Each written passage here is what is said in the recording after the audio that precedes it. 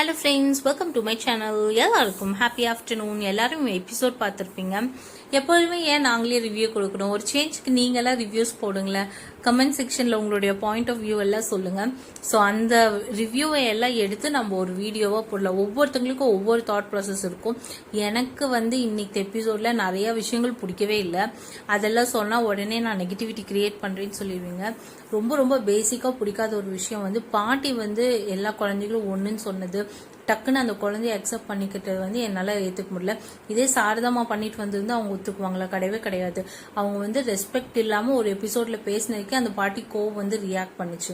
அது எப்படி பையனா கரெக்டு, பொண்ணுனா தப்பா அப்படின்ற மாதிரி எனக்கு கொஸ்டின் வந்துச்சு இன்னைக்கு. எம்என்னாலே யூனிக்னஸ், இதை ஏன் இந்த மேஜர் பார்ட் அவங்க மிஸ் பண்ணாங்கன்னு எனக்கு புரியவே இல்லை. டோட்டலி இந்த ஃபேமிலி கிட்ட எந்த ப்ரூஃப்மே இல்லாத மாதிரி தான் காட்டுறாங்க. லீகலி கங்கா தான் ஃபர்ஸ்ட் குழந்தையா இருந்திருப்பாங்க, அதே பெரிய ப்ரூஃப் தான். ஆதார் கார்டு இருக்கும், ரேஷன் கார்டு இருக்கும், அந்த வீட்டில் வாழ்ந்திருக்காங்க. டாக்குமெண்ட்ஸ்ல எல்லாம் இவங்க பேரை மென்ஷன் பண்ணியிருப்பாங்க. அதுக்கப்புறம் என்ன ப்ரூஃப் இவங்க எதிர்பார்க்குறாங்கன்னு தெரியல. ஒரு அட்வைசரா லாயரை கூப்பிட்டு வச்சு நம்ம பேசியிருக்கலாம், அதுவும் பண்ணல. விஜய் ரொம்ப எந்த ஒரு பிரச்சனையும் அசால்ட்டா ஹேண்டில் பண்றவரு, அதிரடியா முடிவு எடுப்பாரு. அவரையும் சைலண்ட் ஆக்கி வச்சுட்டாங்க.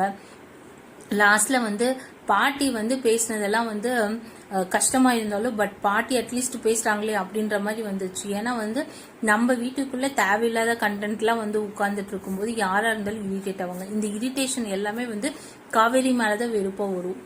ஏன்னா அவங்கனால தானே இந்த பிரச்சனை அப்படின்னு தோணும். பாவம் அந்த காவேரி அப்படின்ற மாதிரி இருந்துச்சு. ஏன்னா விஜய் இப்போ அவளுக்கு எனக்கு பிடிச்சிருக்கு அப்படின்னு சொல்றாரு, எக்ஸ்பிளைன் பண்றாரு.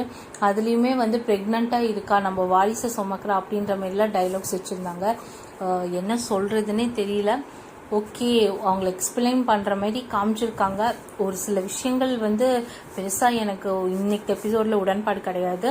உங்களுக்கு என்ன தோணுதுன்னு சொல்லி கமெண்ட் பண்ணுங்க. ஏன்னா நான் ஏதோ சொன்னேன்னு வச்சுக்கோங்களேன், ஐயோ எகெயின்ஸ்ட் ரிவ்யூ நெகட்டிவா கொடுக்குறேன், ரொம்ப இதை திட்டுறீங்க, எல்லாத்தோட எஃபர்ட்ஸை வெயின் பண்றேன்ட்டு. அதனால நான் நெகட்டிவா எதுவுமே சொல்லல. உங்களோட ஒப்பீனியன்ஸ் என்னென்னு நீங்க சொல்லுங்க.